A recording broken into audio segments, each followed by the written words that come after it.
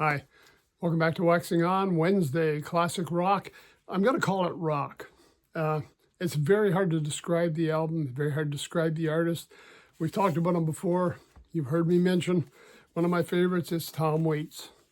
And I'm looking at a special box set that Tom put out, and it's on Anti Records. I don't know if we got a date on this or not. Looks like 2006, so it's been around quite a while. And it's called Orphans. Now, it's a 3 CD set.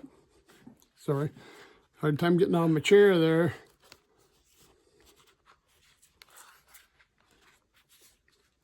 So it's a pretty extensive package.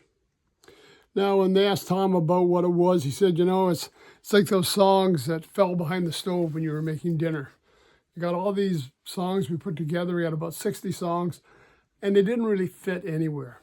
Some of them were just ones I was working on. Some I recorded with the kids in the garage, this kind of thing. And they didn't show up on any albums. Some of them he had written for other people. Some of them were more experimental, but he put it out in a package like this. And the reason for the 3 discs, they said, let's divide it into 3 different categories. This is like finding old videotapes or old film. You just can't throw it together. You've got to kind of put it in a context for people. So he did.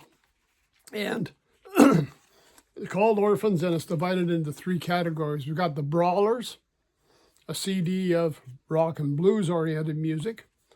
The Ballers, CD full of ballads. And another one, the Bastards, CD full of experimental music, spoken word. And if you didn't think you didn't think Tom Waits was experimental enough, man, you got to wait till you hear this disc. It's just some wild and interesting stuff. He's got a great number of musicians playing on here with him. The album itself, no real hits on there. There's one that really stuck out in my mind because I heard it on the other album was Long Road Home, which he wrote for Norah Jones and she recorded. And we've talked about it before, and I think I actually featured some of that on my clip from Norah Jones at the Jazz Festival this year. It's one of the songs she still plays in concert. And it was just a great tune. I think her version was excellent. Hearing Tom's version, yeah, it's still great to hear what he had done when he put it together. But came with another booklet. Of course, you got great stuff because we've got, hard copy here. We got 3 discs. The booklet itself contains information about all the songs, who the musicians are, and you can see there's just a slew of musicians to go through on here. And it's divided into the different albums.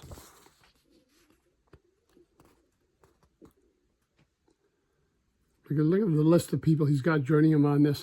There's just so many. I'm not going to take the time to go down through it because there's just a who's who of music. And this is from Tom's latter years. Remember we talked about he started off with kind of like the beat music and doing everything up until Heart Attack and Vine, and then things kind of changed. At this stage, when he moved to Andy, things were still a little different.